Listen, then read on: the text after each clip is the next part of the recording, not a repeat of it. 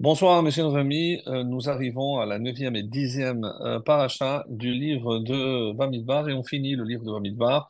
Alors, ces deux parachiotes qui concluent le Sefer de Bamidbar sont toujours lus en plein Ben Hametzarim. C'est cette période, je rappelle, donc des 3 semaines en plus. C'est cette période de 3 semaines qui vont depuis le 17 Tammuz jusqu'au 9 Av. Et ce Shabbat, c'est le deuxième. Donc, ce qu'on appelle chez l'Osha des Anuta, il y a trois haftarot qui sont lus spécialement, donc même s'ils ne correspondent pas. Par exemple, la semaine dernière, on a lu la première des trois qui est dans Matot. Cette semaine sera Mas'é et la semaine prochaine, c'est Shabbat qui précède toujours Chazon, qui précède Tisha B'Av, sera la troisième, celle de Devarim. Alors, on ne va pas parler aujourd'hui de la Haftarah, même si c'est pas l'envie qui me manque, puisque ce sont des Haftarot extrêmement riches, mais j'ai choisi d'autres thèmes. Alors, on va passer très rapidement sur la première partie de Matot, donc je vous donne un petit peu le plan. La première partie de la paracha de Matot qui parle essentiellement des Nédarim, des vœux. Alors c'est vrai que c'est un thème qu'on a déjà traité par le passé à de nombreuses reprises, donc je ne vais pas m'y attarder. Et il y a également un autre sujet que je voudrais aborder à partir de la paracha de Matot aussi, puisque avec la paracha de Matot, donc c'est la dernière guerre, celle contre Midian, Tzaror et Midianim. Donc Hachem a conditionné la mort et la disparition de Moshe à la guerre qu'il devait mener contre Midian. Donc c'est une alliance un peu bizarre entre Midian, mais c'est Moab qui a envoyé ses filles. D'après le Midrash, est-ce que c'est les Midianites ou les Moabim qui se sont déguisés en Midianim? Alors bon, il y a plusieurs avis, donc je ne vais pas traiter de la guerre elle-même, mais des conséquences. Pourquoi? Parce que si on essaye de s'inspirer de la Torah, comme on le fait toujours, pour des questions, on va dire, d'actualité. Et quand on parle ici d'une question d'actualité, c'est toute la question qui a été soulevée récemment par le fait que est-ce que la tribu de Lévi, se consacrent au service divin, à la transmission et l'étude de la Torah, est-ce que la tribu de Lévi participait aux guerres ou pas? Donc, un point extrêmement intéressant. On va essayer de lire un passage du Rambam, Maïmonide, celui qui traite en fond et en comble toute cette question-là. Essayez à partir d'un commentaire du Rav Kook et aussi du Brisker Rav, comment interpréter donc cet enseignement du Rambam de nos jours? Est-ce qu'aujourd'hui, il faut laisser ceux qui se consacrent à la Torah et ne pas les mêler à la guerre? Et est-ce qu'il y a deux types de guerre? Une guerre mitzvah, là où tout le monde a l'obligation, comme l'exprime d'ailleurs le Rambam, on fera même venir un khatan qui vient de sortir de la choupa. Donc ça dépend, puisque d'après un avis, les guerres de Mitzvah étaient uniquement les guerres de conquête, pas les guerres de défense, les guerres de conquête. Les guerres de conquête, je parle évidemment sous l'égide de Yehoshua bin Nun, lorsque le 10 Nissan de l'année 2498, 88, pardon, donc 40 ans après la sortie d'Égypte, donc il traverse le Jourdain, et c'est un 10 Nissan, jour de miracle, qu'il traverse le Jourdain pour rentrer en Eretz Canaan. C'est la première fois que l'ensemble du peuple fouillera pour la première fois la terre promise.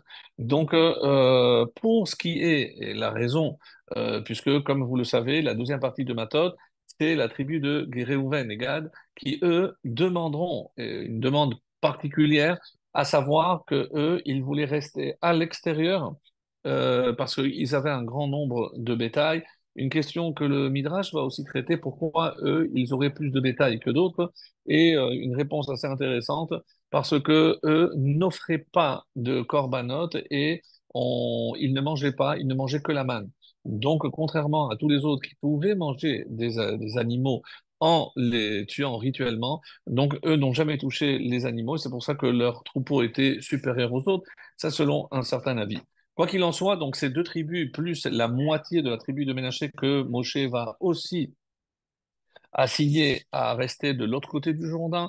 Donc, et là, on voit que Moshe, dans un premier temps, s'énerve un peu parce qu'il se dit, mais comment vos frères vont aller livrer bataille et vous allez rester tranquillement, paisiblement à faire paître vos moutons.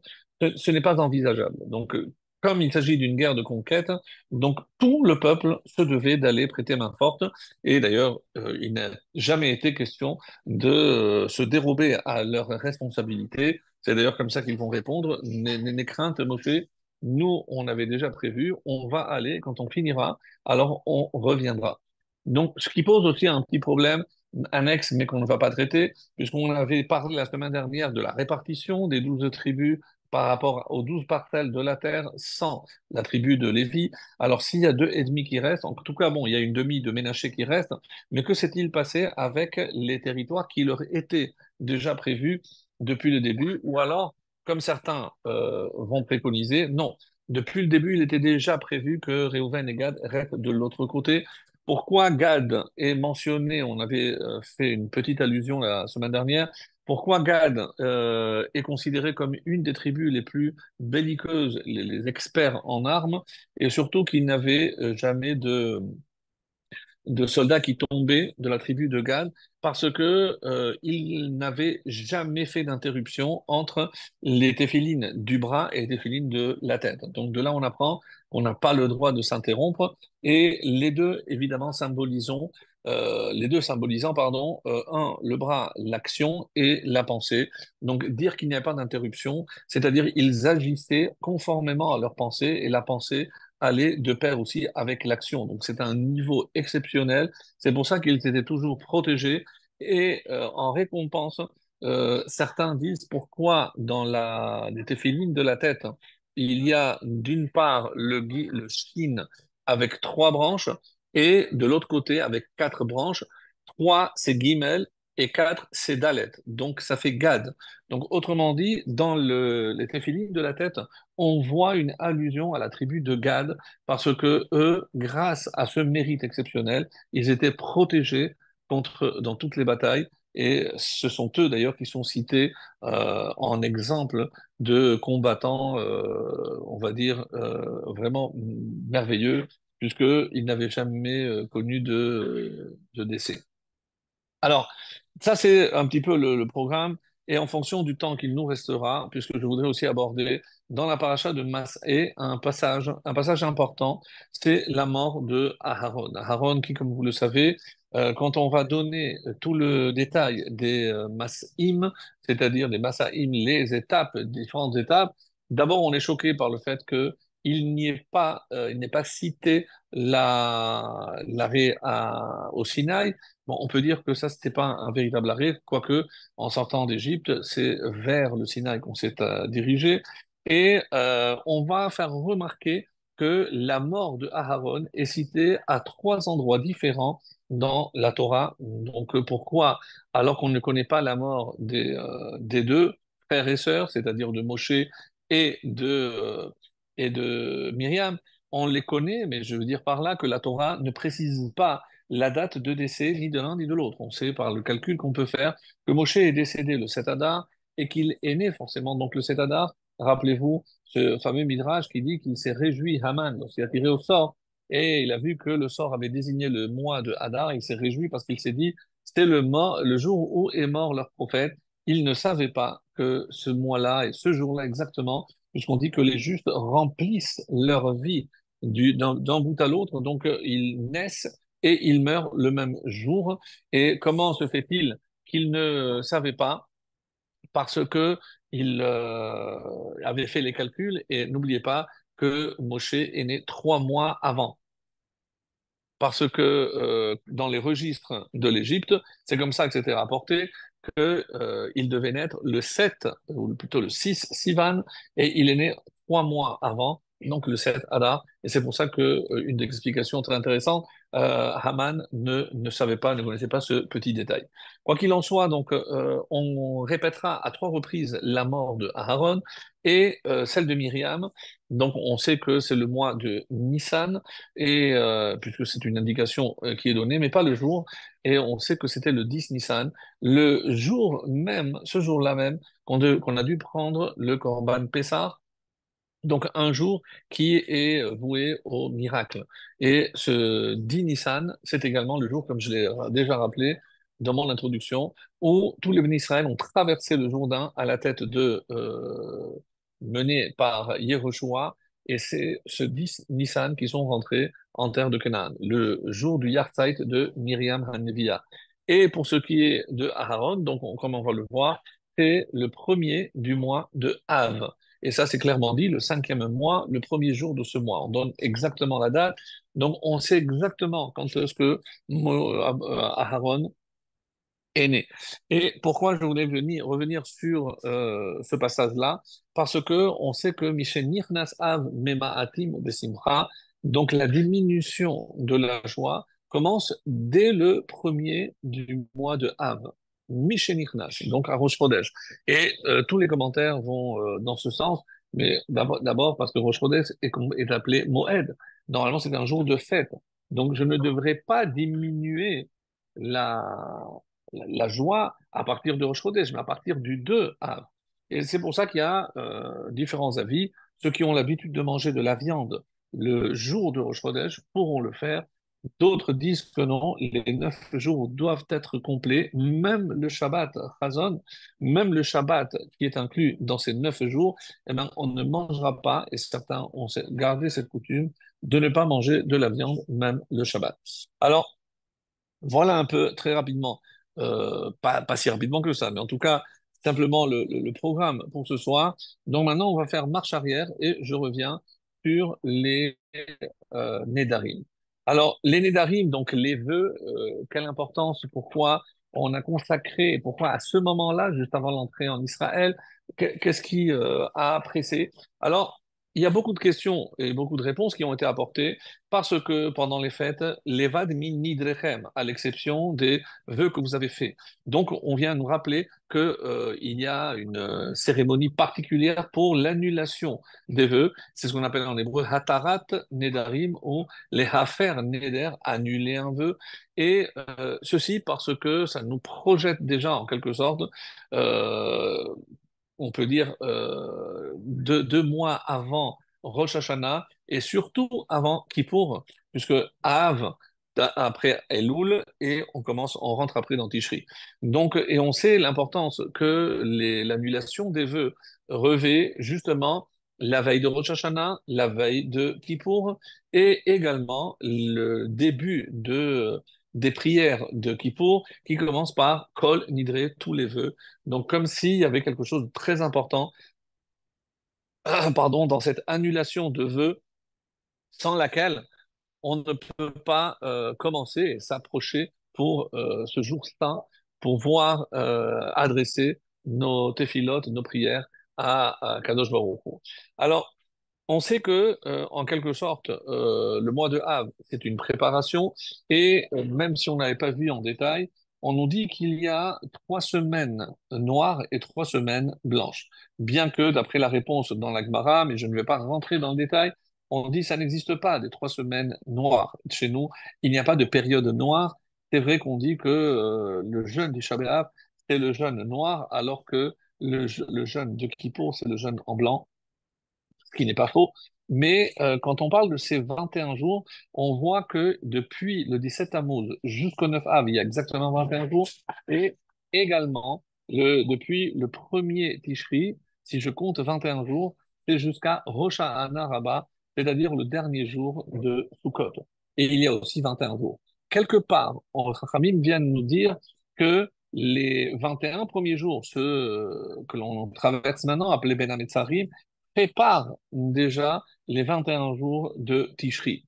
Pourquoi? Parce que ces 3 semaines ont été données évidemment pour la réflexion, pour l'introspection, pas simplement comme le mois de Elul, là, une préparation spirituelle, mais méditer sur tout ce qui n'a pas été comme il faut durant notre histoire. Les 3 semaines qui, à elles seules, regroupent tous les plus grands malheurs que le peuple juif ait connus. Donc même si on ne va pas détailler, mais on sait qu'il y a 5 raisons pour lesquelles on a jeûné le 17 Tammuz, il y aura 5 raisons pour lesquelles on va jeûner le 9 Av, on y reviendra certainement plus tard, peut-être le cours prochain. Quoi qu'il en soit, hein, on voit qu'il y a une préparation. Maintenant, la question est en quoi les Nédarim, pourquoi maintenant c'est tellement important? Et parmi les réponses qui sont proposées par nos maîtres, énormément de réponses, On nous dit que le seul qui était habilité à annuler, parce qu'il fallait vraiment être un grand spécialiste pour pouvoir annuler les vœux, et les Rachamim nous expliquent que un vœu, c'est pas demain je t'appelle. Ça, c'est vrai, c'est une parole, c'est pas un vœu. Il y a des formules qui doivent être précisées, comme on le trouve dans Masechet Nedarim, il y a un traité entier qui parle des vœux Nedarim, et là-bas, effectivement, on nous dit quelles sont les différentes formules que je peux utiliser pour m'imposer quelque chose, pour, on va dire, m'interdire des choses permises pour les autres, comme le nazir, etc. Donc, il y a énormément, énormément de détails. Mais, et c'est pour ça qu'Hachem nous a fait un cadeau, parce que je ne dis pas demain je t'appelle sans faute, et imaginons que je ne l'appelle pas, est-ce que ça veut dire que j'ai fait un vœu en vain? Alors, il faut traiter la question beaucoup plus en profondeur, chose que je ne m'apprête pas à faire ce soir, mais sachez que la parole d'un juif est extrêmement importante, et c'est pour ça, par exemple, qu'une fois, il y a un khatan qui est venu inviter un gadol, je crois que c'était le Rav Kanievski, il lui a dit, voilà, même si vous passez 2 minutes, il a dit, non, je ne peux pas. Mais vous pouvez même, on viendra vous chercher. Je dis non, non, je ne m'engage pas. Lorsque il est parti, un petit peu dépité, son adjoint, ou je crois que c'est son petit-fils, a dit, Papy, pourquoi tu n'as pas voulu? Il lui a dit, parce que même si je trouve la possibilité d'y aller, j'irai. Mais si je lui avais dit, j'essaierai de venir, pas pour moi, c'est comme un éder. Autrement dit, donc, l'engagement d'une personne et la parole a une importance cruciale, chose qui, hélas, hélas, se perd de nos jours parce que on sait que la parole qui malheureusement s'est libérée dans tous les sens du terme, et lorsque on entend parfois au sein même d'un couple des propos, mais vraiment, quand je dis inconvenants, et c'est un euphémisme, mais avec des gros mots, avec des choses extrêmement blessantes. Alors, comment je peux imaginer que la parole a encore toute son importance, et c'est ce que la Torah nous invite évidemment à faire. N'oublions pas que dans cette période où nous allons commémorer la destruction de 2 temples, et en espérant nous préparer aussi pour mériter le troisième temple, et c'est là évidemment que Aaron va jouer un rôle déterminant. Aaron qui lui est Orev Shalom vers Odef Shalom, lui qui a poursuivi pour chasser la paix dans toutes les circonstances, lorsqu'il savait qu'il y avait 2 personnes qui avaient qui s'étaient fâchées, ou même au sein d'un couple, il ne lâchait que lorsque les 2 personnes avaient fait la paix. Donc, c'est pas simplement aimer la paix, c'est un terme que tout le monde peut utiliser, tout le monde aime la paix ou préfère la paix, mais lui ne se contentait pas d'aimer la paix. Il la pourchassait, il faisait tout ce qui était en son pouvoir pour rétablir de bonnes relations entre 2 amis, entre 2 conjoints, etc. Et c'est la raison d'ailleurs pour laquelle tout le peuple l'a pleuré à sa disparition. Mais quand on va voir également, lorsque à Aaron, on sait très bien que comme c'est rapporté dans la Gemara, que le peuple juif a eu le mérite d'avoir 3 dirigeants, et grâce à ces 3 dirigeants, on a eu 3 miracles. Moshe, c'était la manne, Myriam, c'était le béher, le puits, et Aaron, c'était les nuées. Et ce qui est assez intéressant, c'est que pour la manne et pour l'eau, on ne fait pas de fête, alors que les nuées, comme vous le savez, c'est la fête de Sukkot. Sukkot qui symbolise donc cette protection, on va dire, surnaturelle pendant ces 40 ans dans le désert. Et la question évidente qu'on avait déjà posée à l'époque, pourquoi on n'a pas fixé aussi une fête pour le pain et l'eau? La réponse est plus qu'évidente. On ne peut pas survivre sans pain et sans eau, surtout dans un désert aride. Mais le fait qu'Hachem nous ait protégés, c'était encore une fois une sorte de luxe. C'était un bonus. Et Hachem n'était pas contraint de le faire. Et pour le bien d'Israël, et c'est ce qu'on doit toujours se dire, c'est que des fois, comme c'est nué, on ne voit pas toujours le bien qu'Hachem nous fait. On parle toujours de Sha'at Tzara. Lorsque on est la, la- dans la détresse, pour ainsi dire, là, on se tourne vers Dieu, mais dès que Hachem nous a sauvés, eh ben, on a tendance à oublier. Ça me rappelle cette histoire j'avais entendu des années quelqu'un qui faisait des travaux sur le toit, il tombait et en tombant, Hachem, je te promets que si j'arrive à me sauver, 50 étages, je ne sais pas combien, je ferai le chasse, j'étudierai la Gemara, je ferai Shabbat, là, et je ferai Shabbat, tout ce que tu voudras. Et juste à ce moment-là, il y a un camion qui contenait des matelas, il tombe dessus et il se relève et il lève la tête et dit, Hachem, c'est quand même incroyable le nombre de bêtises qu'on peut dire lorsque on tombe. Alors, on est dans la détresse. Ceci pour nous dire qu'on a tendance à oublier de remercier Hachem lorsque, évidemment, tout va bien. Et ça fait partie aussi de la force que nous avons de la parole. Mais pour respecter l'ordre, je reviens maintenant au chapitre de Matot, où il est dit, je dis, Vaidaber Hashem el Moshe Aaron lemor, Hechaletzu meitechem anashim latzava. Allez, donc nous sommes dans Bamidbar, le chapitre 31, et le début de ce chapitre, très intéressant. Alors je vais vous lire directement en français. Alors, l'Éternel parla à Moïse en disant, fais vengeance au nom des enfants d'Israël des Midianites, ensuite tu mourras et tu réuniras avec ton peuple.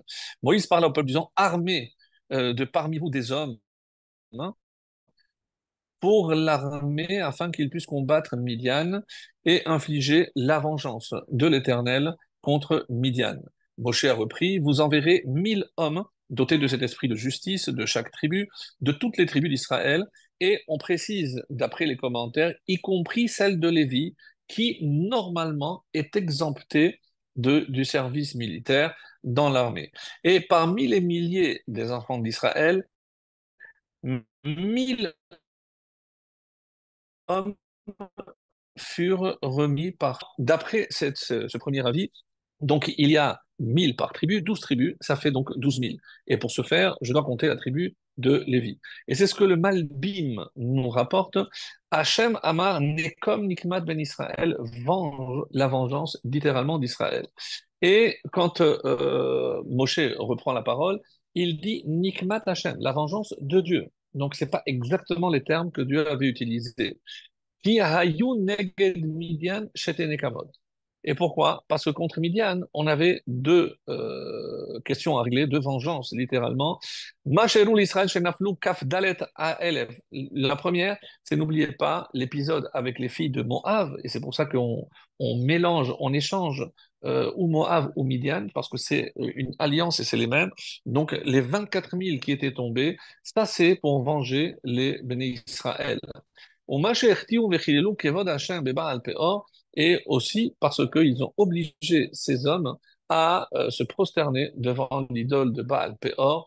Ça, c'est Nikmat Hashem, ça, c'est la vengeance d'Hachem. Je rappelle, le Midrash nous dit qu'ils avaient des étalages de vêtements, de tissus, et lorsque, avec une femme âgée, lorsque les maris venaient pour acheter du tissu pour leur femme, il dit, j'ai encore du beau tissu à l'intérieur, et à l'intérieur, il y avait une jeune fille qui donnait à boire, et dit, si tu veux plus que cela, donc il faudra que tu te prosternes, qu'est-ce que tu t'en fous, personne ne te voit, donc ils ont fait, malheureusement, la Vodazara et Gilou Yarayot. Hachem amar she'inkom nikmat ben Israël, aval beze ayu Israël mesarevim latzet achar shenitat Moshe talui beze. Donc, qu'est-ce qui s'est passé? Comme les bénis Israël ne voulaient pas être la cause de la mort de Moshe, puisqu'il a dit, et dès que vous terminerez cette vengeance, Moshe retournera, se réunira, comme on l'a dit, avec le peuple, c'est-à-dire qu'il mourra et le peuple ne voulait pas. Veshakulu beinem kechol Israël, parce que pour le peuple, Moshe était comme tout l'ensemble du peuple. Alken amar lahem Moshe, sheyu zerizim badavar. Et c'est pour ça que ici Moshe dit et insiste sur cet aspect, à savoir, ne retardez pas, je sais que vous avez envie de le faire pour mon bien, mais je vous le demande, s'il vous plaît, pressez-vous et empressez-vous de terminer cette guerre. Mais achar shehu nikmat Hashem. Et pas simplement parce que vous voulez venger vos frères, mais parce qu'il s'agit d'une vengeance à l'égard d'Hachem, et ça, on ne peut pas la retarder. Ve'en lahem litakev ba'avur chaye basar vadam. Et donc, pas pour me sauver, même si vous pensez que je vaux les 600 000, mais quand il s'agit de l'honneur qui est dû à Hachem, vous n'avez pas le droit de repousser. Et c'est exactement ce qu'il est dit ici. Alors, la question est, est-ce que Moshe lui-même a fait partie donc de cette vengeance? Et c'est le Midrash, l'Yakut Shimeoni, qui nous donne cette réponse. Akadosh Baruch Hu amar le Moshe, nekom be'atzmecha. Quand Moshe reçoit l'ordre, nekom, venge. Donc on a l'impression qu'Hachem s'adresse à Moshe directement. Alors comment se fait-il que Moshe a nommé des émissaires en désignant les fameux 1000 personnes qui devaient être armées, donc une armée de 12 000 personnes, 1000 par tribu. Et donc, qu'en est-il de Moshe qui avait reçu directement l'ordre? Le Midrash répondra, Ela al yede shenit gadal bemidian, amar enobedin she'ani metzer limi she'asu li tova. Donc, n'oubliez pas que quand s'est sauvé d'Égypte, où est-ce qu'il a atterri? À Midian. Et donc, comme il a été accueilli par la terre de Midian et qu'il était redevable, un petit peu à l'instar du fait que parmi les 10 plaies, il n'a pas touché l'eau qu'il avait sauvée lorsque sa mère l'avait déposé dans un petit berceau, et il n'a pas sauvé la terre qui lui avait permis aussi d'ensevelir l'Égyptien qu'il avait tué en prononçant le nom ineffable de Dieu. Donc, quand il s'agissait de frapper pour les plaies, c'est Aaron qui l'a fait par reconnaissance. Donc ici, la notion de reconnaissance est poussée à l'extrême, et comme il a été accueilli par le pays de Midian, il ne pouvait pas lui maintenant lever la main pour venger Midian. Et que dit le Midrash? En apportant une parabole qui est connue parce qu'elle a été reprise. Be'er sheshati tamimen umayim, al tizrok bo even. Un puits dans lequel tu as assouvi ta soif, tu as pu boire, ne jette pas une pierre. Velama shalar davka et Pinchas. Et pourquoi il va nommer Pinchas à la tête de cette armée? Amar Misheitril ba mitzvah hayav legomra. Toi, tu as commencé lorsque tu as tué Zimri ben Salou et Cosbi Batso, donc tu as commencé avec la mitzvah et donc c'est à toi de terminer. Ce qui pose d'autres problèmes que le Midrash va évidemment régler, puisque Aaron, c'était un petit peu comme le Kohen qui était élu, qui accompagnait les armées, mais lui n'a pas levé d'épée contre qui que ce soit. N'oubliez pas que maintenant qu'il est Kohen, il n'a pas le droit de verser du sang. Donc lui était avec, pour soutenir, on va dire, l'armée, il portait le Urim et Tumim, il pouvait apporter, il représentait la Kehuna, la prêtrise, mais en aucun cas, il a été lui-même un soldat, c'est comme ça que c'est rapporté. Alors, il y a ici quelque chose de très beau, quand on a dit Elef Lamate, Elef Lamate. Donc, on a dit 2 fois 1000 par tribu, 1000 par tribu, Lechol matot Israël, ça va. Donc, si je compte, Elef lamate, Lechol matot. Donc, les Chachamim vont déduire de cette triple répétition qu'il n'y avait pas 1000 par tribu, mais 3000 par tribu. Mais comment je peux dire, si on a compté, voilà, à la fin, le texte dit 12 000, clairement. Alors, comment je peux dire qu'il y avait 3000 par tribu? וימסרו מאלפי ישראל 1,000 למטה, 12,000 חלוצי צבא. וישלח אותם משה 1,000 למטה לצבא, ואת פנחס בן אלעזר הכהן, donc comme j'ai dit, Pinchas, qui était un petit peu le chef de l'armée. Et Rashi, au nom de Rabbi Akiva, dans le Midrash Sifri, nous dit Lechol matot Israël. Pourquoi on précise ici Lechol matot Israël, de toutes les tribus d'Israël? Si j'avais dit Elef Lamate, moi j'aurais compris, 1000 par tribu, donc chaque tribu. Pourquoi je dois dire Lechol Matot? Pourquoi j'inclus pour toutes les tribus Rashi, Lerabot, Shebet, Lévi? Comme on l'a lu dans la traduction, pour inclure la tribu de Lévi qui normalement, comme on l'a précisé, est dispensée d'armée. Donc eux, ils ne faisaient pas le service militaire. Et le Midrash Rabbah, qui cite cet avis que je vous ai donné, qu'il n'avait pas 1000 soldats, mais 3000, on ne comprend pas alors comment on arrive à ce 3000, c'est Sheloshad à la fin Mikol Shevet. Donc il y avait 12 000 qui combattaient, mais il y avait 3000 par tribu. Alors, donc il y a 2000 de trop, donc il y a 24 000 de trop. Yud Belef, Yud Elebet Alef, donc il y a 12 000, c'était les combattants. 12 000 Meshamerim Kelehem. Donc c'était un petit peu comme les armuriers. c'est ceux qui tenaient ou qui gardaient les armes. Et lorsque les flèches se terminaient, ils étaient là pour continuer à transmettre. Ils ne combattaient pas, mais ils étaient là en arrière-garde pour assurer l'arrivée des armes. Mais alors, bon, alors on a les combattants, on a les armuriers et il manque encore 12 000, 1000 encore par tribu. Écoutez bien. Veyut bet elef latfila. Et il y avait 12 000 pour la prière. Donc, ce n'est pas ce qui restait dans les tentes ou pour prier pour les soldats, ils étaient sur le front.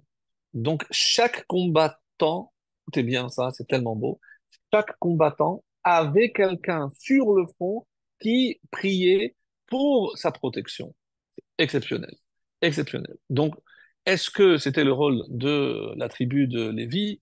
Est-ce que qui étaient ces 12 000 qui priaient pour protéger les soldats? En tout cas, mes amis, ce qui est dit ici, c'est que cette dernière guerre nous donne un exemple extraordinaire de ce que doit être l'armée d'Israël. Et c'est comme ça qu'il termine. Chez Nehemar, Elef Lamate, Elef Lamate. Donc, Elef Lamate, deux fois, ça fait 24 000. Vaïmaseru me'alfe Israël elef lamate. Donc le terme, les deux termes elef lamate est répété dans ce passage à trois reprises, ce qui fait dire au Midrash qu'il y avait 3000. Yudbet acherim, donc à part ce que l'on vient de dire, il y avait encore 12 000. Et quelle était la fonction de ces 12 000?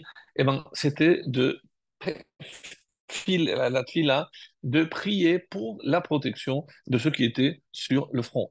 Donc cette notion a toujours existé en Israël qu'il y a une partie qui combat et une partie qui prie et étudie pour les protéger. Donc, il n'y a rien de nouveau sous le soleil. Donc, ce qu'on est en train de lire ici, à partir du Midrash, c'est que ce schéma a toujours été le schéma, comme si quelque part, on termine ici le livre de Hamidbar, donc l'histoire, la traversée du désert, et donc avec cette dernière bataille, on nous donne un exemple de ce que doit être l'armée d'Israël.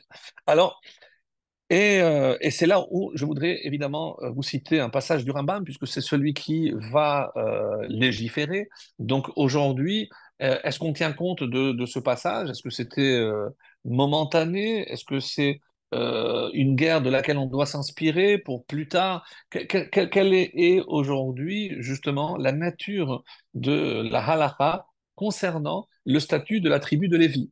Si je dis qu'ils sont dispensés, est-ce qu'ils sont toujours dispensés? Donc, on va peut-être leur confier à eux la tâche d'étudier et de prier pour protéger les soldats qui, eux, sont sur le front.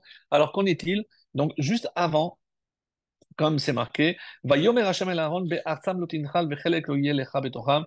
Donc, il y a une précision importante, et ça c'était avant, où on avait parlé de l'héritage, de la répartition de la terre d'Israël, et là-bas, il a été clairement précisé que la tribu de Lévi n'allait pas prendre part à cette répartition. Donc, eux ne faisaient pas partie. Alors, on a voulu dire, puisque eux ne se partagent pas la terre, alors eux non plus ne vont pas lutter pour la terre. C'est aussi un avis. Donc, Ani chelkecha venachalatecha, Hachem dit, c'est moi qui suis ta part, ton héritage.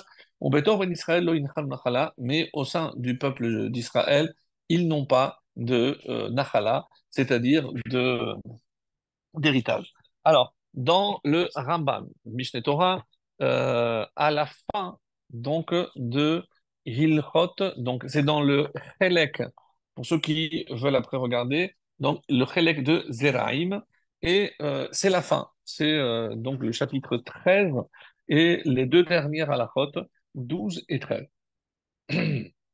Lama lo zacha Levi ben Achalat Eretz Israël. Comme je viens de le lire, donc Rambam pose clairement la question, pourquoi la tribu de Lévi n'a pas eu d'héritage? Donc, une question directe, on n'en peut pas au plus direct. Obe bizata im echav, et pour avec et partager tout le butin avec ses frères. Mi pene sheuvdal la avod et Hashem, parce que la fonction est très importante de comprendre que chaque juif a une mission sur terre et que c'est pas parce que mon ami a cette mission que moi je dois m'identifier. Peut-être que ce n'est pas mon rôle à moi de faire ce que lui peut-être a plus de capacité pour faire, et lui ne peut pas faire ce que moi, oui, j'ai de l'habilité pour faire. Donc, la avod et Hashem v'lshareto l'horot derachav yesharim, parce que leur fonction, c'est de servir Dieu. Les horot derachav, pour enseigner ces chemins, hayesharim, droit, ou mishpatav, hatzadikim, et ces droits, ces lois justes, l'arabim a un grand nombre. Comme c'est marqué, Yoru mishpatech al Yaakov, enseigner mes lois à Yaakov, vetoratech à Israël, et ta Torah à tout Israël. Les filles harouvdelu midarkei olam, et c'est pour ça qu'ils ont été mis à l'écart. On parle ici de la tribu de Lévi. Lo orchin milchama kishar Israël, ils ne participent pas aux batailles comme le reste d'Israël, velo nochalim, et ils n'hériteront pas non plus, velo zochin leatzman bekoach gufan, et ils ne peuvent pas utiliser leur force physique. Ella, Hemchel Hashem, comme ils sont appelés l'armée de Dieu. Shneema, Barech Hashem Chelo, Hashem bénit ton armée. Mais c'est qui l'armée d'Hashem? Ceux qui maintiennent la connaissance et la transmission de la Torah. Veu Baruchu Zika Lahem, Shneemar, Ani Chelkecha Benachalatecha, donc tu n'as pas à envier tes frères, puisque c'est moi, Hashem, qui suis Chelkecha, ta part et ton héritage. Ça, c'était la loi 12. Curieux parce qu'il n'y a pas vraiment de loi, mais il pose une question, il répond. Et le plus intéressant, c'est la fin. Velo shevet Levi bilvad, mais il n'y a pas que la tribu de Lévi. Et la kol ish ve ish mikol ba'e haolam asher nedavar rucho oto vehevinu midao להיבדל לעמוד לפני השם לשרתו ולעובדו, לדעה את השם והלך ישר כמו שעשהו אלוהים, ופרק מעל צווארו עול החשבונות הרבים אשר ביקשו בני אדם. Alors, je fais un résumé, je ne vais pas lire, traduire mot à mot, mais il n'y a pas que la tribu de Lévi qui est inclue dans cette loi, mais de nos jours où il n'y a pas vraiment la tribu de Lévi, mais tous ceux qui ont choisi que leur part, à savoir que pour eux, ils vont se désintéresser des questions de ce monde, donc ils ne vont pas faire d'autres études, ils ne vont pas travailler, ni travailler la terre, ni travailler autrement, ils vont se consacrer à étudier la Torah et à la transmettre. C'est comme ça qu'il dit, donc les charetos, pour servir et être au service de Dieu, pour connaître et pour transmettre. Kodesh Kadashim Vehi Hashem Chelko. Donc, quelqu'un qui a décidé que c'est la vie qu'il avait choisie, alors il peut se considérer, à l'instar de la tribu de Lévi, comme si c'était Hachem lui-même qui était sa part et son héritage. Leolam ulome olamim veizakelo ba'olam hazeh davar hamaspik lo kemo shezika lakonim Lévi. Il est vrai que lorsque le temple existait, de quoi se nourrissait la tribu de Lévi, et ça c'est une évidence, c'est ce qu'on appelle, on a vu récemment dans la paracha, Matnot Kehuna. Il y avait les cadeaux qu'il fallait apporter pour les Kohanim, indépendamment des sacrifices auxquels ils pouvaient participer en se nourrissant. Donc il y avait des parts, des troumotes, des prélèvements, et donc la tribu de Lévi vivait des dons du peuple. Et donc, et aujourd'hui, mes chers amis, et ça continue, puisque ceux, peut-être pas très nombreux, mais et grâce à Dieu, ça existe, ceux qui auront décidé de consacrer leur vie à étudier la Torah toute la journée. Donc, comment peuvent-ils s'en sortir? Eh bien, grâce à vous, grâce à vos dons, grâce au fait que ceux qui travaillent et ont compris l'importance de ceux qui se consacrent à l'étude, eh ben, en donnant à des institutions de Torah, des yeshivot, à des kolélim, c'est un petit peu comme ça que le peuple juif a trouvé son équilibre depuis la destruction du temple où la tribu de Lévi n'a plus sa fonction et ceux qui ont voulu assumer en quelque sorte le rôle des Lévis, eh ben, c'est ceux qui se consacrent corps et âme à l'étude et à l'enseignement de la Torah. כמו שזיכה לכהנים, הרי David Omer, Hachem menat chelki rechosi ata tomir govali.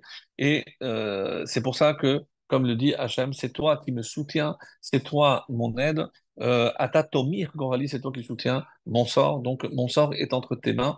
Donc je voulais le lire dans le texte parce que j'ai trouvé que c'était extrêmement enrichissant et surtout si on pouvait continuer de l'appliquer encore aujourd'hui.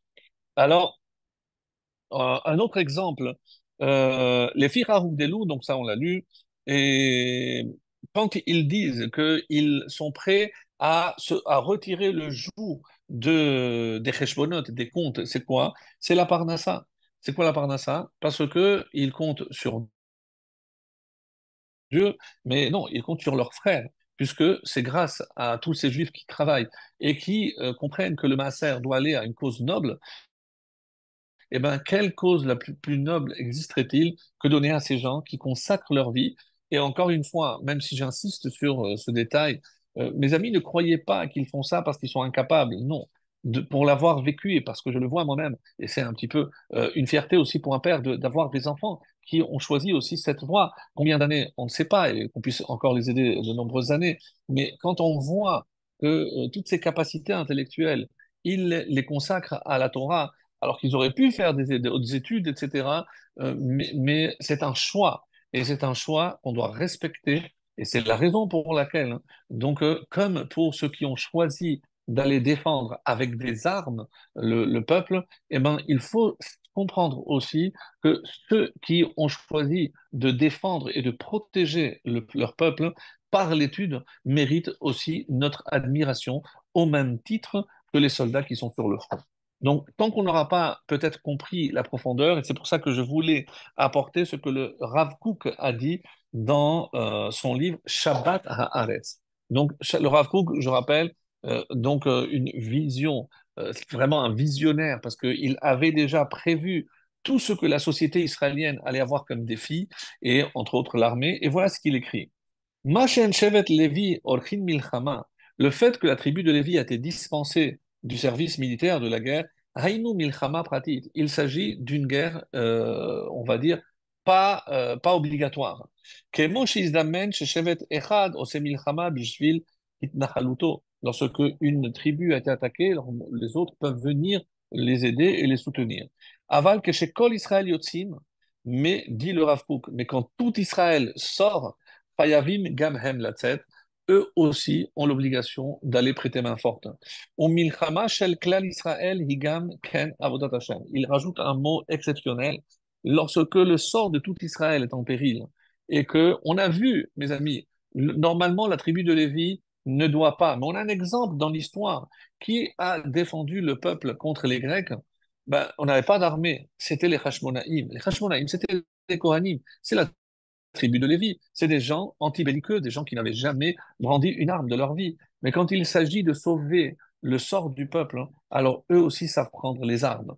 Donc ça, on a vu notre histoire. Mais ce que le Rav Kook dit, c'est que quand il s'agit de défendre le bien-être du peuple, hein, ça s'appelle Avodat Hashem. Ça s'appelle aussi servir Dieu. Exceptionnel. שכל מי שהוא מיוחד יותר לעבודת השם, הוא שייך לה יותר משאר העם. Et parce que lui, il a ce privilège de pouvoir défendre, alors encore une fois, est-ce qu'on va exiger de tout le monde de prendre des armes? On sait très bien que tout le monde n'a pas les capacités de défendre. Alors vous allez me dire, oui, mais de la même façon qu'on peut former, on peut former tout le monde. Non, c'est pas aussi simple que cela.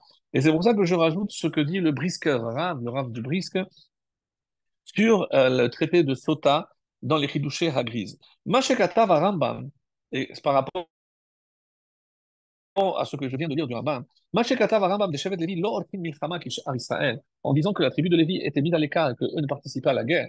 En akavana shehem mufkaim klal miyetia la milchama, ça veut dire que eux ne se sentiront jamais concernés par une guerre. Denir ebe echad eshtrichin lahem beshat milchama, gam hem hayu yotzim.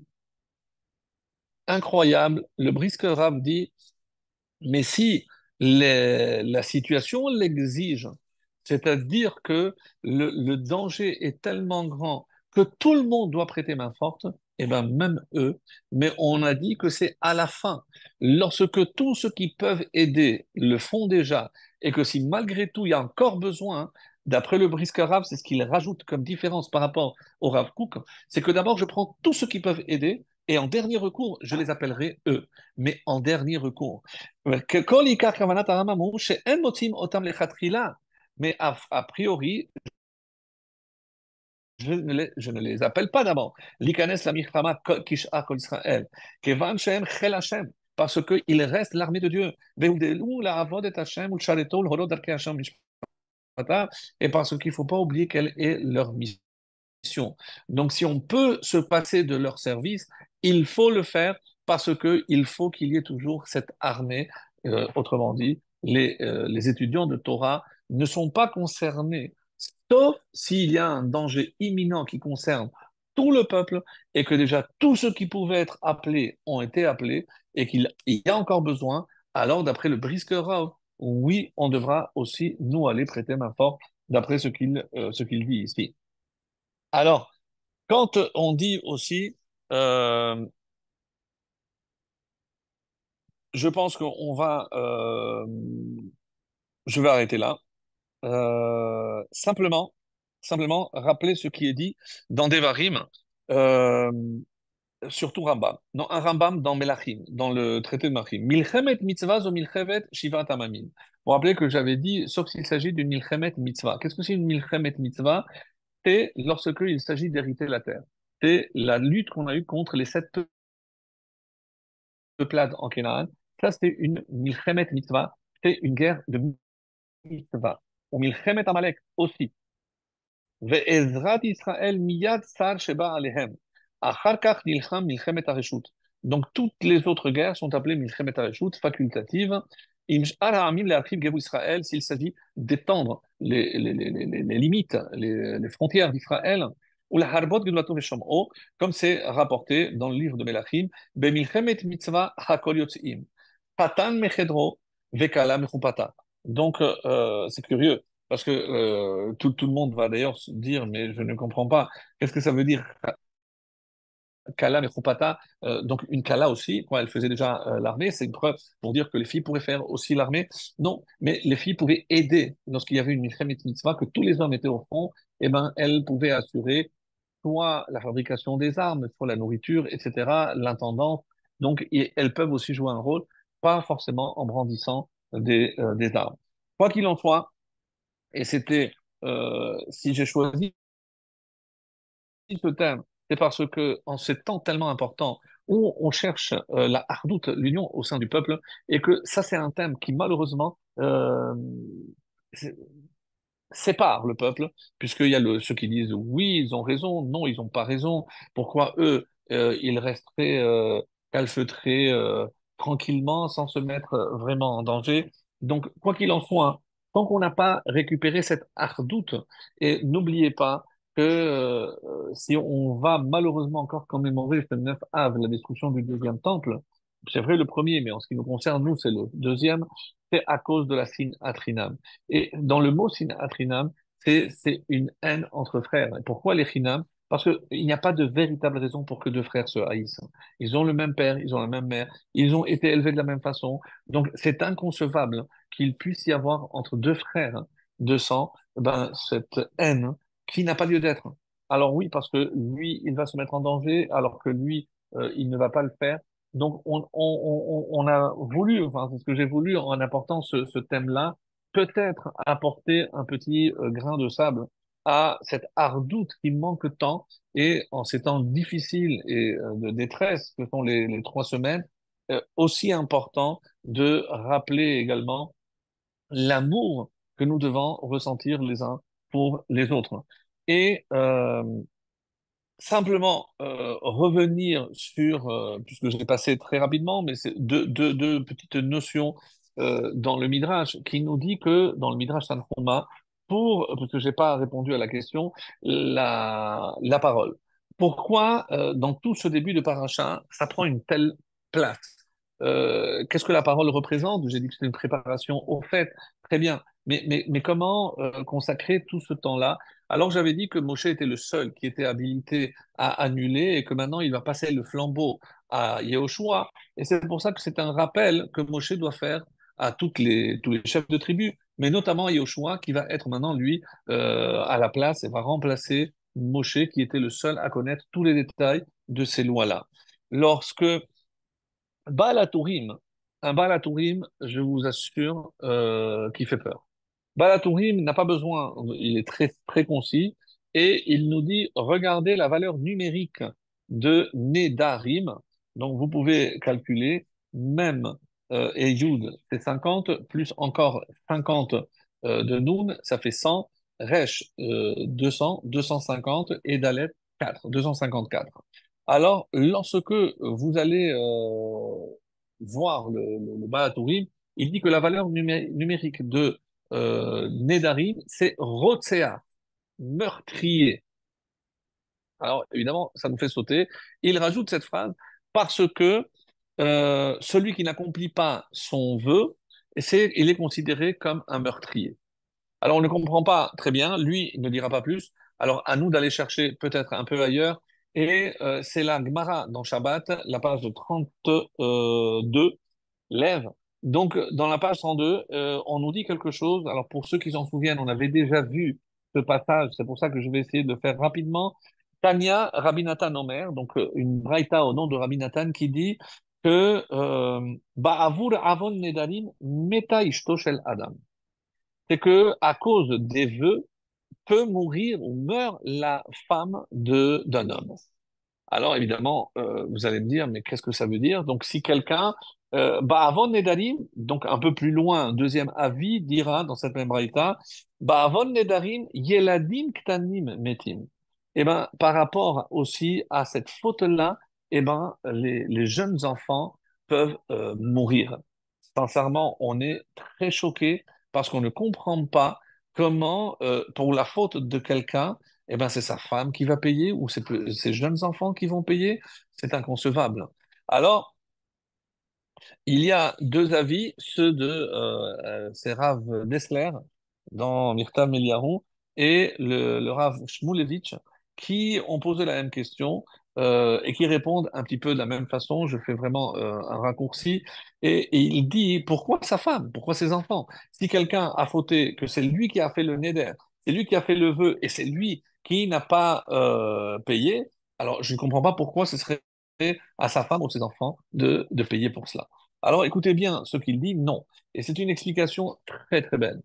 Si la femme meurt, c'est évidemment pas à cause de la faute du mari. C'est que la femme avait déjà une sentence qui pesait sur elle et qui fait que, eh ben, elle devait mourir. Mais tant que le mari a des mérites supplémentaires, et que c'est quoi ici le mérite? S'il fait des vœux, il les accomplit, ça protège la femme qui aurait dû mourir. Je ne sais pas si vous avez saisi l'importance de ce qu'on a dit. C'est même si une femme, il y avait un décret, et ça parce que Hachem sait pourquoi, peu importe, mais si cette femme devait mourir, l'homme peut la protéger, et par quoi il la protège? Par les vœux, par des choses qu'il a promises et qu'il a accomplies. Donc, comme si sa bouche et sa parole pouvaient protéger les siens. Évidemment, s'il y a des enfants en bas âge qui meurent, c'est parce qu'ils ont terminé leur mission, comme l'explique le Harizal, et ça, personne ne va mettre en doute. Mais on ne peut pas imaginer que c'est parce que le mari ou le père n'a pas accompli sa promesse que ses enfants vont, allez-nous, quitter ce monde. Non, c'est exactement le contraire. Parce que tant que, imaginez la responsabilité d'un mari et d'un père de famille, c'est-à-dire l'importance que je donne à mes promesses, cette importance peut faire que je protège mon épouse si jamais elle devait quitter ce monde plutôt que prévu, ou mes jeunes enfants parce que ils représentent des âmes qui avaient peut-être déjà fini leur mission sur Terre. Donc, n'allez pas imaginer que le nous dans une famille où les enfants partent en bas âge, c'est parce que le papa n'a pas accompli sa promesse, ou il n'a pas accompli son vœu. Non. Et le Rav Shmulevitch et le Rav Dessler ici sont vraiment catégoriques. On ne peut pas imaginer que ce soit quelqu'un d'autre qui paye pour la faute d'un autre. C'est inconcevable. Donc, ça, c'est l'explication qu'il va donner. Et donc, à nous, les parents, à nous, papa, à nous, époux, de faire extrêmement, extrêmement attention à notre parole, à nos promesses, parce qu'il s'agit ici de protéger les nôtres. Vous vous rendez compte la responsabilité qui est la nôtre. Donc, et si j'ai promis, j'ai fait une promesse de don, peu importe dans quel contexte, mais sans aucun doute, nous avons l'obligation de nous acquitter au plus vite des promesses qui ont été faites. Et c'est comme ça que, ben, Ezrat Hashem, tous les nôtres seront protégés. Le Midrash Tanchuma nous dit qu'il y a trois catégories de personnes qui attirent le feu divin. Qu'est-ce que ça veut dire qui attire le feu divin? par leur comportement, je ne peux pas malheureusement détailler tous, mais c'est important de les signaler, on va essayer de regarder de plus près qu'est-ce qu'il en est. On va faire une enquête approfondie, comme l'on dit aujourd'hui, enquête approfondie. Qui sont ceux-là? Haoler Yechidi Badeler, celui qui marche seul la nuit dans le chemin. Et ici, on dit Baderer. On a un lien ici avec la Shonara. Certains disent ici de quoi il s'agit, de quelqu'un qui est très orgueilleux. Lui, il n'a rien à craindre, même si Pirkei Avot dit qu'un homme ne doit pas marcher seul la nuit. Lui, il n'a rien à craindre parce que lui, il se sent protégé. Il est le septième dan du judo, donc lui, il n'a rien à craindre. Alors, il se met en danger. Et si quelqu'un est assez orgueilleux pour se mettre en danger, attention, parce qu'il va attirer la foudre divine. Comment? En faisant une enquête approfondie pour savoir si cet homme mérite vraiment d'être protégé. Le deuxième, Hayoshev Bebaït Ra'roa, une maison pardon, qui est branlante. Donc, comme il y a des images, des histoires dans le Talmud, où le sage a dit, videz toute la maison, tant que je suis là, elle va pas tomber, et une fois qu'il est sorti, tout est tombé. Donc c'est par le mérite de ce sage. Donc pour montrer qu'on ne doit pas se mettre d'une manière générale dans une situation de danger. Mes amis, qu'est-ce que c'est aujourd'hui une situation de danger? Les maisons, normalement, elles tiennent. On marche seul, oui. Mais rouler à 150 km/h, c'est se mettre en danger. Dire que je maîtrise la voiture parce que j'ai une grosse cylindrée, eh ben, c'est prendre des risques inutiles pour moi, mettre en danger les autres, mettre en danger ma famille. Et ça, c'est d'une irresponsabilité incroyable, mes amis. Ça, c'est aujourd'hui ce qu'on pourrait dire, celui qui se croit protégé, eh ben, qu'il se méfie, qu'il respecte les règles de conduite et d'autres d'ailleurs, parce que il est interdit de se mettre en danger.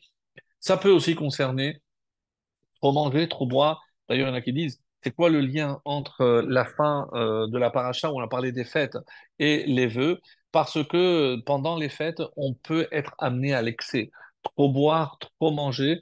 Donc, Nédarim, c'est pour faire une sorte de retenue. Attention, parce que tous les excès peuvent amener à des fautes de débauche, qu'à Dieu ne plaise, ou d'autres. Donc, attention d'une manière générale aux excès. Les excès de vitesse, certes, mais aussi de tous les excès.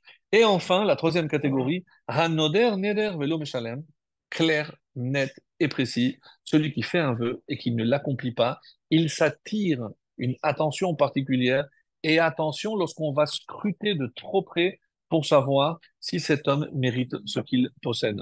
Alors, ce qui est intéressant, c'est que le premier qui a fait un neder, le premier qui a fait un vœu, c'est précisément Yaakov. Rappelez-vous, si tu es avec moi, que tu me donnes du pain à manger, que tu me donnes un vêtement et tu me protèges sur la route, alors Ve'ayal vil Elohim, Dieu sera pour moi un Dieu. Alors, évidemment, les Chachamim, mais ici surtout le Midrash Tanchuma, le Midrash Rabbah, nous dit que c'est juste après le rêve du Soulam, de l'échelle, où Yaakov Avinu a demandé certaines choses qui ne sont pas à lire dans le sens simple.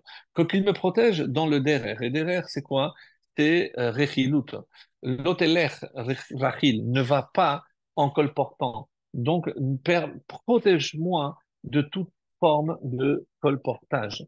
Parce que, et si on n'a pas étudié la faute de Chafetz Chaim concernant le colportage, on se rend pas compte avec quelle facilité on peut transgresser, faire du mal sans le vouloir, mais c'est pour ça que c'est extrêmement important et cela ne fait que conforter l'importance que la Torah donne à la parole d'un homme.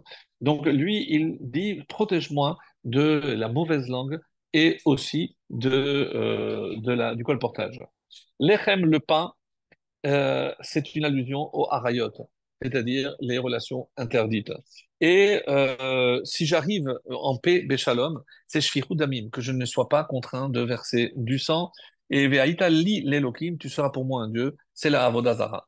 Alors, évidemment, les commentaires disent, mais quoi, est-ce qu'il avait peur de tuer, peut-être il tuait Yaakov, mais il avait peur de faire shfichut damim, puisque si Esav vient pour le tuer, bah alors c'est la légitime défense, donc il n'a rien à craindre. Donc, de quoi il parle? Et mes amis, ici, l'explication que donnent nos maîtres, n'oubliez pas que ces trois fautes sont les fautes, d'abord les harayot, les relations interdites, verser du sang et l'idolâtrie, sont les fautes pour lesquelles on a perdu premier temple. Le deuxième, c'est la Sin Atrinam. Et une des manifestations de la Sin Atrinam, bien sûr, c'est le Lashon Hara. C'est parler du mal de l'autre parce que je me sens supérieur, parce que je me permets de le juger, qu'à Dieu ne plaise.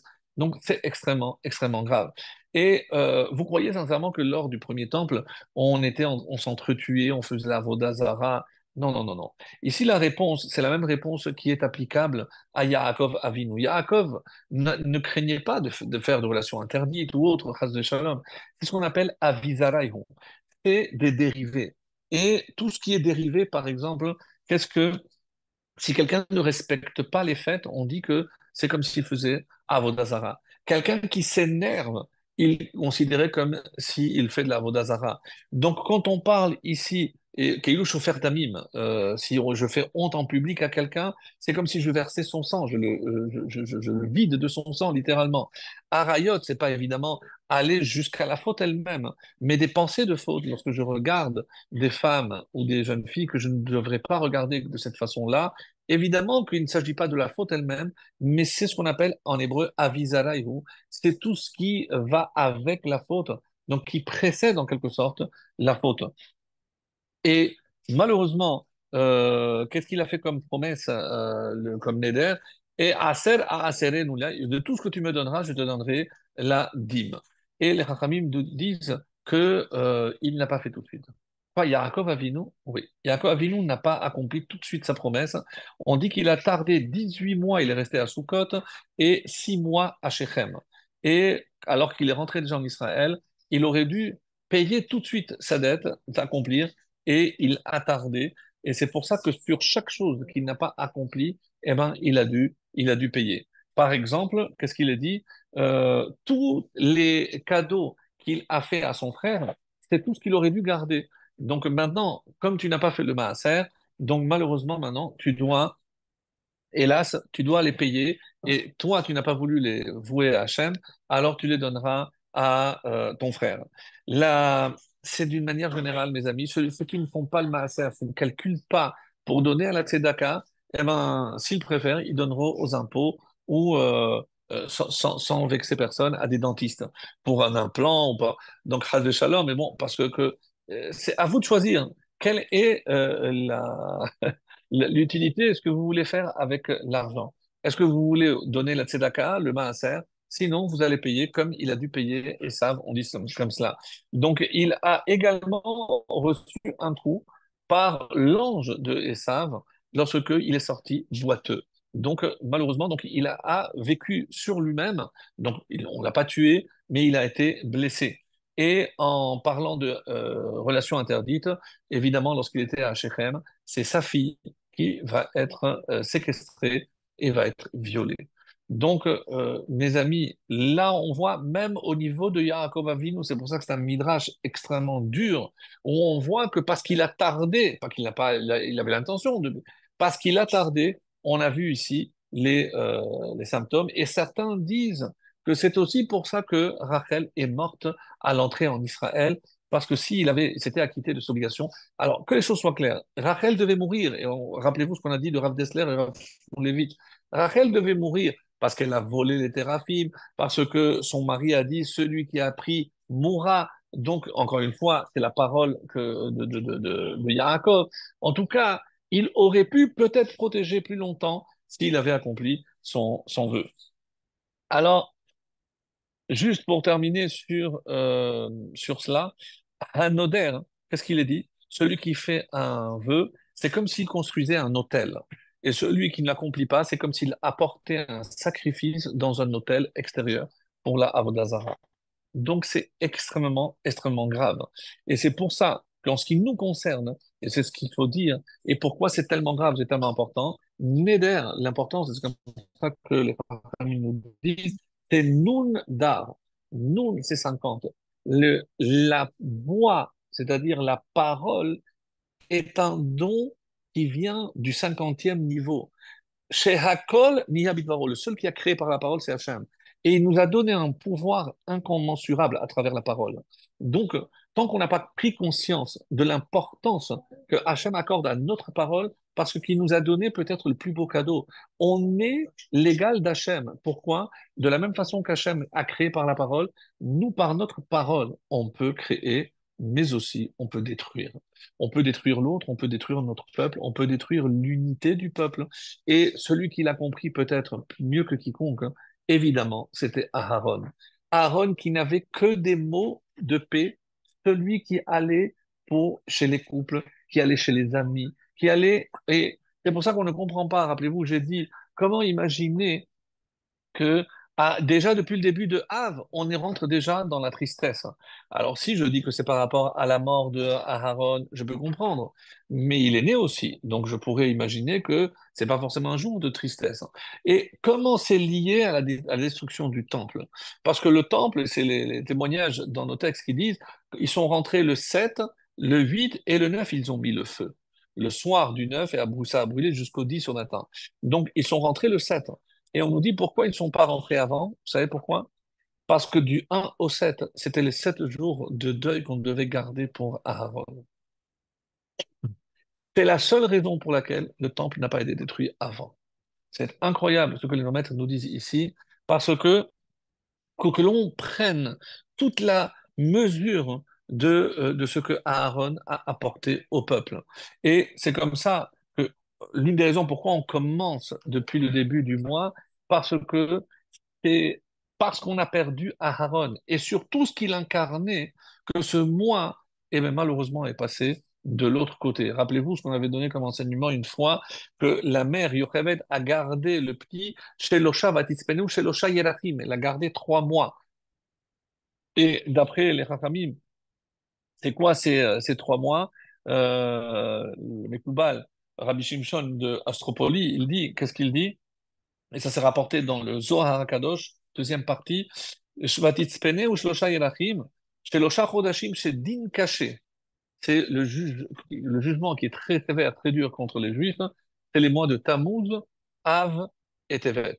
Donc, et c'est pour ça que on a posé la question, oui, mais pourquoi le mois de Av, pas entièrement, puisqu'on a récupéré le 15. Oui, qu'est-ce qui s'est passé le 15? Je rappelle, c'est que les derniers 15 000 n'ont pas trouvé la mort, et c'est pour ça que c'est marqué clairement dans Masechet Ta'anit qu'il n'y a pas de jour plus joyeux que le 15 Av. Et la raison en est parce que ce jour-là, eh ben, on a vu que Hachem avait pardonné au dernier. La question que les Rachamim ont posée, pourquoi cette dernière génération eh ben, s'est vue offrir un tel cadeau? Au nom de quoi? Parce que quand on lit le texte, il est clair d'ailleurs, qu'est-ce qu'il est dit? C'est que toute cette génération mourra, à l'exception de Caleb et de Yehoshua. Donc ça veut dire que tous les autres devaient mourir. Alors pourquoi ils ne sont pas morts? Alors écoutez, c'est une explication qui est rapportée par Rabbi Yecheskel Levinstein. Et qu'est-ce qu'il dit? Chaque année, pardon, Bechol Shana Veshana Amdu Israël Bitfila. Rappelez-vous, on a dit que tous les 9 Av, tous ces hommes-là creusaient une tombe et se couchaient dedans, en sachant que le lendemain, 15 000 n'allaient pas se relever. Donc, ils passaient toute la nuit à prier pour que ce soit eux qui se relèvent. Ou Bikshu Shakadosh Baruch Hu Yash'ir Otam B'chaim. Hachem, laisse-nous en vie. Aval tfilatam lo hayta shlema. Mais pourquoi leur tfila n'était pas complète? Qui savent parce qu'ils pensaient chez Acherim yamutu velohem. C'est comme pour les accidents, on pense que ça arrive toujours aux autres et pas à nous. Donc tant qu'il y a d'autres, hein, je dis moi, bon, je n'ai pas encore beaucoup à craindre puisqu'il reste encore 30 000, il reste encore 45 000, il reste encore 60 000. Donc je ne fais pas partie des derniers. Aval Bashana Acharona, mais la dernière année, il ne restait que eux, les 15 000. Et quand ils vont prier mieux que toutes les 38 années précédentes, parce qu'ils savent que il n'y a pas d'autre. Il n'y a que pour mourir. Et alors, Vehem itpalelu tfila shlema meomek alev, utfilatam pa'ala ve'evira roa hagezera. Dit le Rav Levinstein ici quelque chose de merveilleux. Parce que comme la prière a été tellement sincère, tellement profonde, alors Hachem les a pardonnés.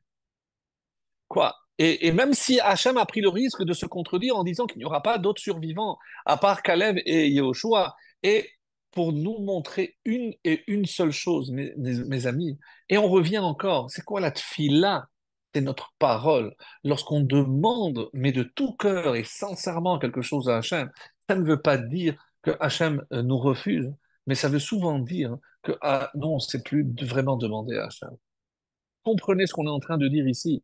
C'est que pour qu'on retienne cette leçon, même si je rajoute sur le Rav Levinstein, mais pour qu'on retienne cette leçon, Hachem a sauvé ces 15 000. Rappelez-vous ce qu'on a dit, ces 15 000 n'ont pas hérité la terre. C'était un cadeau de rester en vie, de traverser, de rentrer en Canaan. La L, mais seulement ceux qui ont été comptés la semaine dernière, eux, ils vont avoir droit à la répartition de la terre, mais pas ces 15 000 survivants. Déjà, Hachem leur a fait un cadeau incommensurable, c'est la vie. Il y a une autre réponse aussi, par un commentaire qui s'appelle Oznaï Torah, aussi très intéressant. Bon, moi, je préfère le premier, évidemment, vous l'avez compris. Et qu'est-ce qu'il dit? D'après la Gemara qui dit, chez Kol Haboché, Al Adam Kacher, celui qui pleure sur un homme kacher, Mochalin lo kol avonotav, on lui pardonne toutes ses fautes. Et alors, puisque Aharon est mort le premier du Av, et que eux, ils devaient se coucher le 9 jours plus tard, Vayil'u kol ha'eda ki gava Aaron vayivku, mais tout le monde a pleuré. Donc, quand ils ont pleuré pour la perte de Aaron, qu'est-ce qui s'est passé? On dit que celui qui pleure pour un homme cachère, alors toutes les fautes sont pardonnées. Et donc, ces 15 000 qui avaient une faute et qui ils auraient évidemment dû aussi mourir, eh ben, ils ont été pardonnés parce qu'ils ont pleuré sur un homme cachère. Donc, imaginez ici l'importance de savoir et de connaître l'importance d'un être qui nous quitte par rapport à ce qu'il peut apporter comme protection à l'ensemble du peuple. Alors, dans la Gemara, dans Shashana, on a dit pourquoi il y a toujours marqué Tzom HaChamishi ve Tzom HaShevi'i dans le prophète Zecharia, le cinquième psaume, le cinquième jeûne, et Tzom HaShevi'i, c'est quoi le Tzom HaShevi'i? C'est Gedalia. Pourquoi on les juxtapose? Parce que, et ça c'est aussi une autre explication très belle qui est dite, que Tish B'Av, on le juxtapose à Tzom Gedalia pour t'enseigner chez Kula Mitat Tzadikim, les Srefat Bet Elokeinu. Que perdre un tzaddik, c'est comme perdre le temple. Donc, si on a parlé tout à l'heure de la tribu de Lévi, de ce qu'ils incarnent par rapport à la Torah, par rapport à la tente de Ohel, de la Torah, que eux représentent la Shekhinah, eh ben, c'est peut-être tout cela que Aaron nous a laissé comme héritage. Et quand on voit ici quelque chose aussi de très beau avec laquelle je voudrais terminer, c'est comme on nous dit que chaque fois qu'on parle de Hanan, les nuées, c'est toujours par rapport à la présence divine. Donc, c'est lorsque pardon, Aaron, à l'âge de 123, a quitté ce monde, les nuées ont disparu. Et c'est pour ça que on est venu nous attaquer parce qu'il savait on n'avait plus la protection surnaturelle des nuages et que la Shekinah n'était pas là avec nous. Donc, et chaque fois, comme on va le voir, chaque fois que la Torah mentionne, donc on voit qu'il y a toujours le mot Hanan qui est toujours accolé à la Shekhinah. Et qui c'est qui nous dit ça? C'est le Maharal de Prague dans Netzar Israël. Kol makom shetimtza hashrat shechina. Chaque fois qu'on parle de la Shekhinah, tu vas trouver le mot Hanan. Vayev Hashem be'anan. Vahi bayom hashelishi v'yataboker v'kol ragim ve'anan alaha. Donc, toujours, il y a euh, donc deux thèmes, le Hanan, la nuée, qui représentent toujours la présence divine. Et donc, qu'est-ce qu'on doit déduire par là, mes chers amis? C'est que Aharon, par sa présence, il représente aussi la Shekhinah.